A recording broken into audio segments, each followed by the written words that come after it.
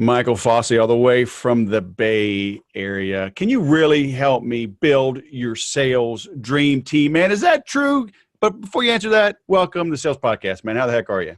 I'm doing all right, Wes. Thanks for having us. How are you? I'm good, man. So what's up with this rainmakers, huh? Are you making it rainmakers? Is that the idea? That's the idea. We're essentially looking to build the premier marketplace to help hire top quality salespeople in a shorter amount of time. So this is the founder is another Michael, Yep, correct? that's right. And he has had a few successful ventures. So people that have been listening to the podcast for the last few weeks have heard me talking y'all up. You're my first sponsor that I've ever had in almost 6 years on the show. So this has been kind of interesting. And, the more I learned about how you structure things, that's what piqued my interest. I mean, I've been in sales full-time since 97 when I got out of the Air Force. Right. I've been interviewed a bunch of times. I've had a bunch of sales jobs. I've worked for a bunch of companies that have hired a bunch of dogs. So how are y'all doing things differently? How did this come about?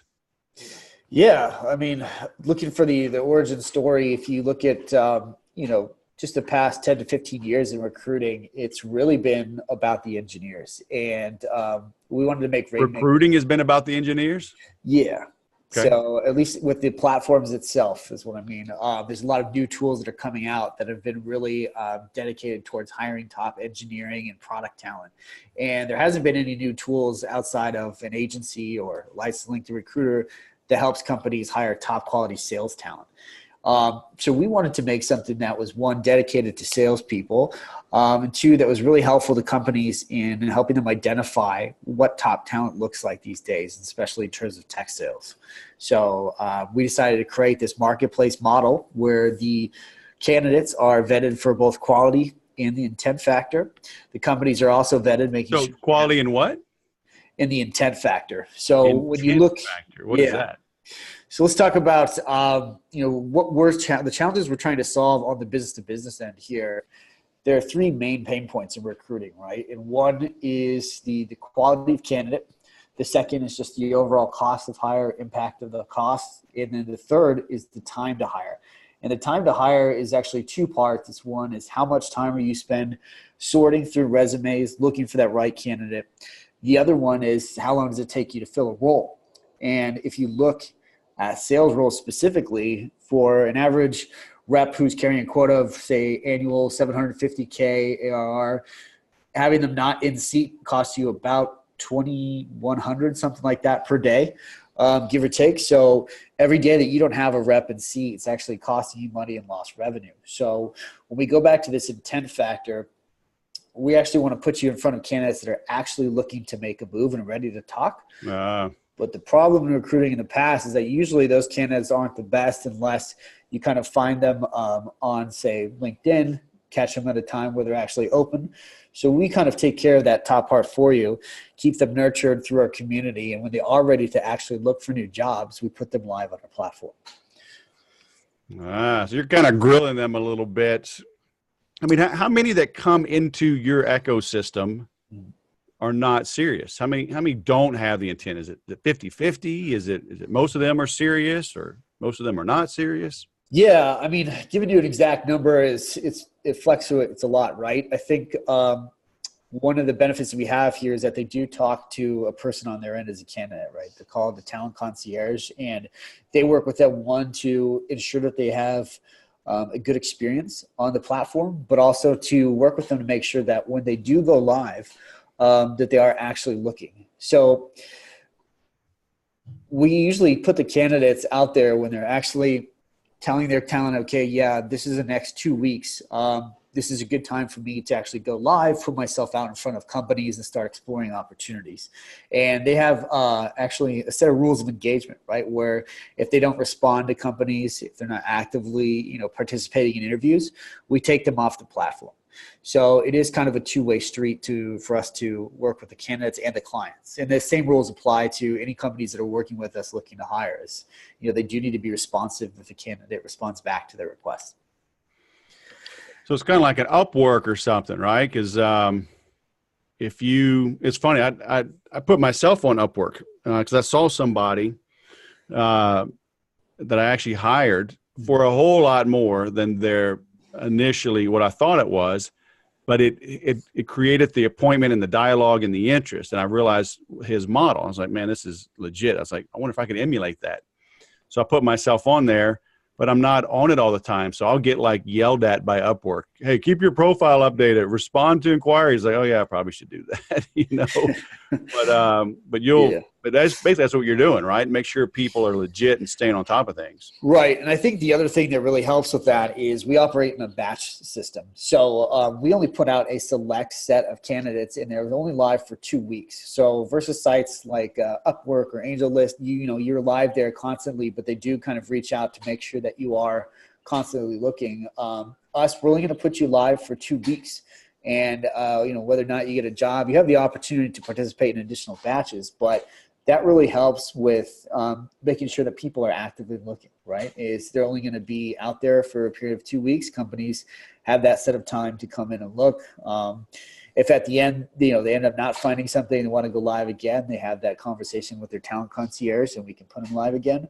But it does kind of keep them constantly engaged so that you are working with candidates that are actively exploring new opportunities. Yeah, that's cool. So the pressure's kind of on them. I mean, like when you go live with a batch, I mean, what's an average number of companies that are bidding on these people? It ranges. We try and, match the amount of candidates into the number of employees that are actively participating. But, usually for a batch of, say, 60 candidates, it's around 40 to 45 companies that are actually looking. Oh, cool. So how did this come about? I mean, like if somebody had an idea for something similar, I mean, not recruiting per se, but to launch, I mean, this is a new model, right? This is disruptive. This is, in a way, it's applying a process that maybe existed in other realms, but how did he raise money to do this? Was it bootstrapped? Because you're easing this out, right? You're in 2 major cities right now, and then growing smartly, right? But like, what was that first step? Do you know? Yeah, I mean, I joined after they came out of beta about 3 months ago, and up until this time, it's been pretty bootstrapped, right? We are, actively fundraising now, but, Michael has launched several companies before that were successful. He was able to do it, bootstrapped as well. So we've kind of adapted these techniques just to really work with a, small budget, but get our name out there. And I think it's just the team here that's been able to step up and put in a lot of extra work to help kind of grow our brand. We were able to get some pretty strong clients early on that wanted to work with us as kind of a, partner, right? And, give us feedback on the platform and, share any sort of, questions, concerns, or improvements. And we listen to them and building kind of that community around, our clients that actually want to help has helped us to drive. They've made introductions to other companies as well. So that's been helpful. How did you get the word out? I mean, when this is brand new, is it just cold calling and explaining the concept? And like, do you bring like people on like a beta or like at a discount, hey, this is new, so we're going to cut you a deal? Yeah, that's a good question. So most of our new customers were acquired primarily through outbound efforts, my team and myself, setting up email campaigns, doing cold calling. We've also been doing some content marketing, right? So talking about the recruiting process and sharing that, getting some leads that way. We've really stepped up our SEO. So that's kind of helped in terms of if you were to go to Google and type in sales hiring, Rainmakers is the #1 thing that shows up on the Google search. So nationwide or just in your cities? It's nationwide. Yeah. So that's been helpful. I think How much does that cost? Good grief. Oh, man, that's awesome. You did it. Yeah. But, man. So that's organic. It's all organic, yeah. But, we were looking at the conversion metrics just the other week, and it's been about 50% of the new companies have come strictly from outbound, 50 to 60. So It really just comes down to old school tactics of, finding a relevant email, focusing on who the point of contact could be, adding some value, and hitting the phones and getting a hold of people. Yeah. Does it help that you are focused on just a couple of cities? So when you call, you're more specific versus like a broad national play? Yeah, I think it is helpful. Ideally, we do want to go live in a lot more cities and really bring this solution to companies outside of tech as well. There's so much room to grow here. I think the reason that we launched strategically, first in San Francisco and then in New York, is to make sure that we were able to build a candidate pool that was relevant to the clients that we were working with. So launching a new market, technically we go after the clients first, and like you had mentioned, it's presented to them as a beta and early access to some of the first sets of candidates that we're going to bring out. That was helpful. And I think, New York, they're also really in demand for top sales talent in the tech industry out there. So this kind of took off right away. We were able just to get a lot of interest right off the bat and, grow our New York market pretty quickly, and got a lot of great candidates on there as well. So, the candidate acquisition team here did a great job in really getting the word out to the candidate side. How did y'all determine pricing in the beginning? Because I worked for a short time in recruiting, and it was a similar model, but it was working with people leaving the military. And so we would have a conference, like a live conference every 6 weeks. Sure. So with veterans leaving the service, and I was on the company side, so I was trying to bring companies to the conference and saying, hey, you got all these qualified people. They have intent because they're leaving the service, right? They got to get a job. So you can hire right away. Yep. And there was a much lower fee, right? And so everybody saw the value in that. And so, but you're turning the pricing, the agency fee on its head, aren't you?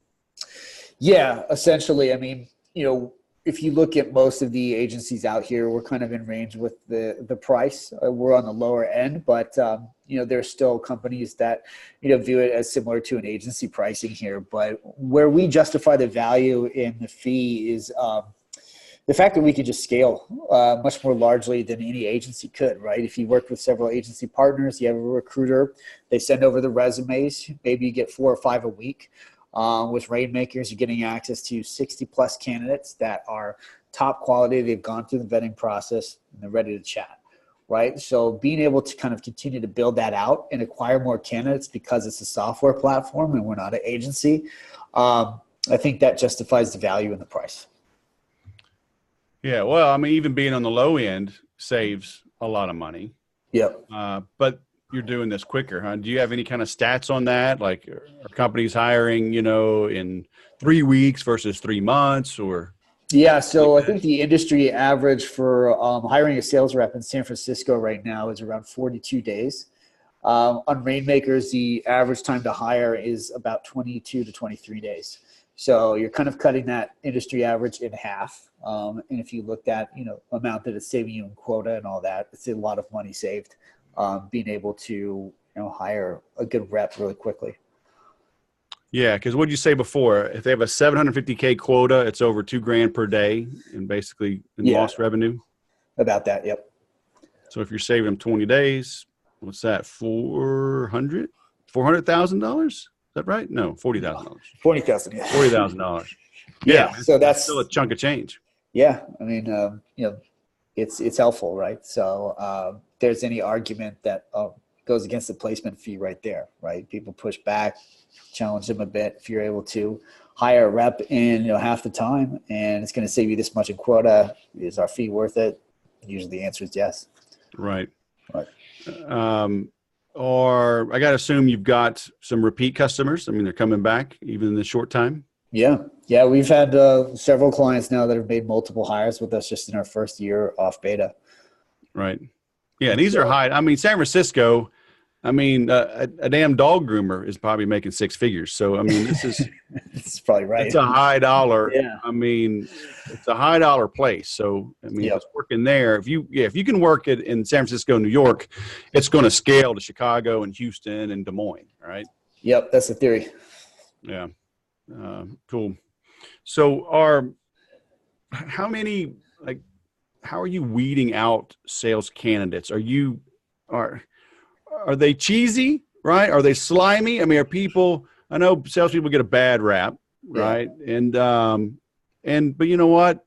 Most salespeople have kind of earned the bad rap. Right. Are they trying to manipulate the system and, you're able to weed these folks out, or are you seeing a higher caliber of people in general, gravitate to your platform? Yeah, that's a good question. I think, we do see a higher caliber of people coming to Rainmakers. I think they like that it's a site dedicated for them. Salespeople are very competitive and they like recognition. So just even getting into Rainmakers is kind of another badge of honor for them, right? Being able to fit out there, and we have a whole community built around it as well. So they're involved in the conversations and things like that. So I think they like it. What do you mean a community? Because I mean, if right. I'm a salesperson, I might be scared if my name's floating around. Yeah. I'm looking, right? I'm gainfully employed, but now I'm on this job hunting community site. Sure. Yeah. I mean, we prevent that pretty well by when a candidate applies to the website, they create a candidate profile, and on that profile, they're going to list their work history, right? And we're able to block their current and their actual previous employer from viewing their profile through the software system there. So that's helpful in terms of that, right? Candidates don't have to worry about, their resume getting sent to the wrong person or something and getting exposed. We keep their data private, and I think that's one of the more inviting factors. I think as a candidate, and, I've been on this journey before, if you are looking for a job, right, you have a couple options. You go work with an agency and, you get pushed kind of towards the ops that they think are a good fit for you, but you might not feel that way. You apply somewhere and you may never hear back, or you kind of wait till that right opportunity comes along on LinkedIn. Here you get to go live. You have companies reach out to you, and you get exposed to a lot of opportunities that you might not even know existed, right? So for the candidate, it's really exciting because, salespeople, again, they like having people reach out to them and tell them about the opportunities and say, hey, your skills here, the fact that you've hit, 120% of quota the past 3 years, that's something that we really like and want to chat with you more about. And then a candidate can say yes or no. So they're really finding the opportunity that's good for them as well. So if somebody's listening to this and they're only in Houston or Des Moines, I mean, why should they continue listening? That is a good question. We are planning to go live in a lot of new markets, right? We are launching based on the demand for sales jobs we have right now. So as long as the demand is there, we'll get there. Just stay patient, but that's our plan, right? Is we do want to become kind of a nationwide, even global solution for helping salespeople get jobs and helping companies find the right type of talent. So it's just going to take a little bit of time, right? But we've been live for a year, and we've had an extreme amount of growth. Some great logos working with us, and I'm confident that we'll be there soon.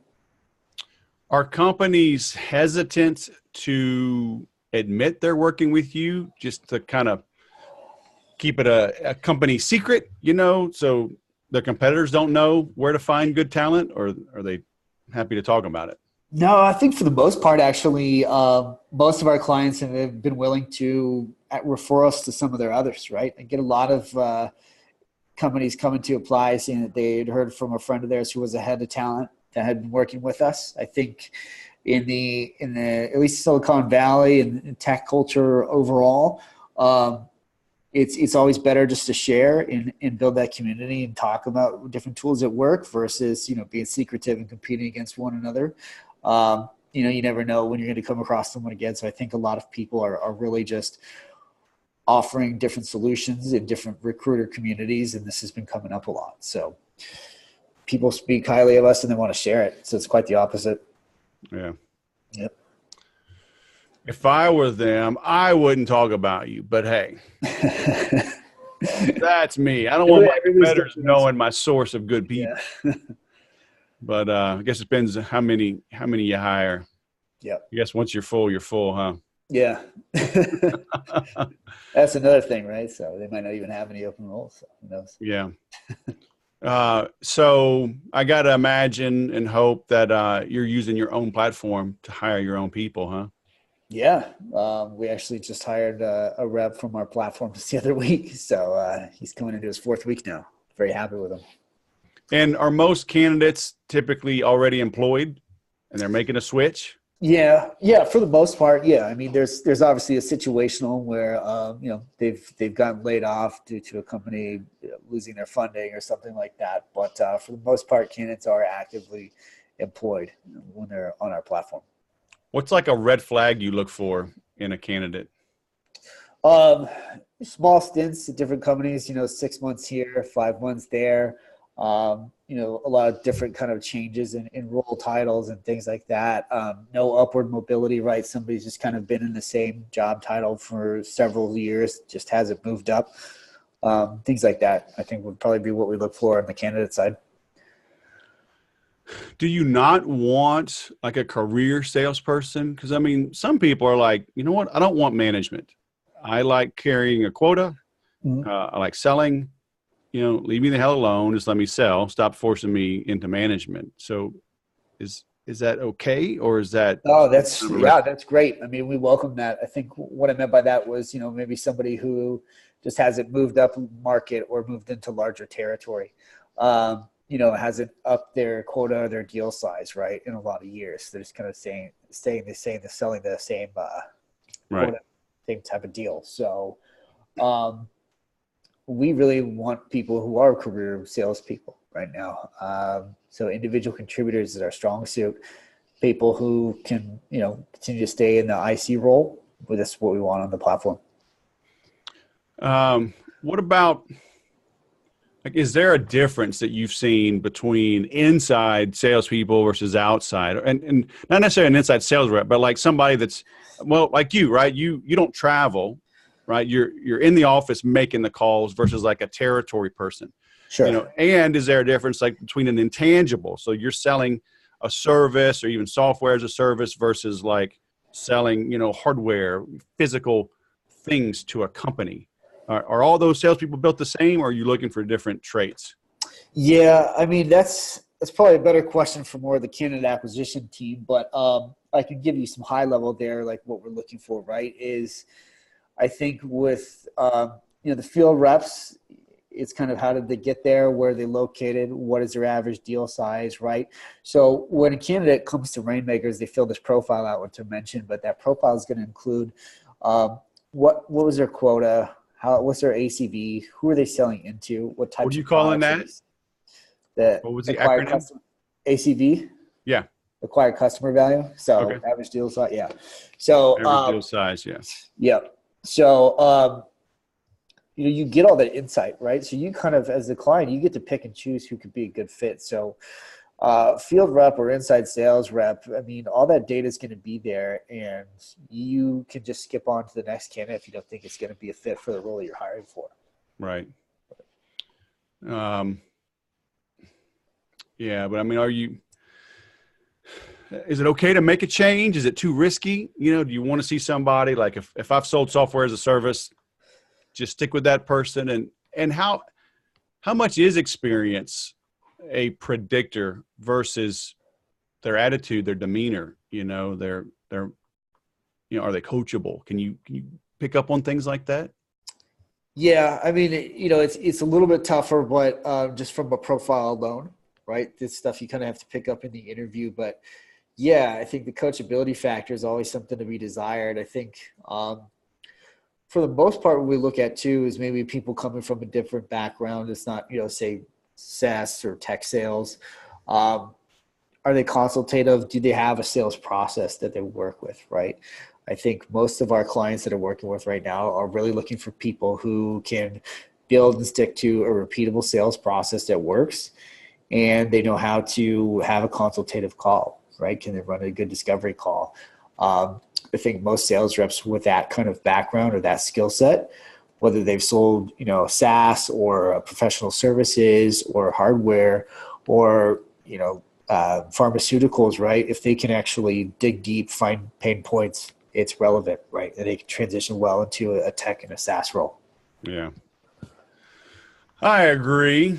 Is there a particular model you like? Like you mentioned the consultative, there's the challenger sale, these different things. I mean, in selling big ticket items in the enterprise space, is there a model y'all like or you like to see?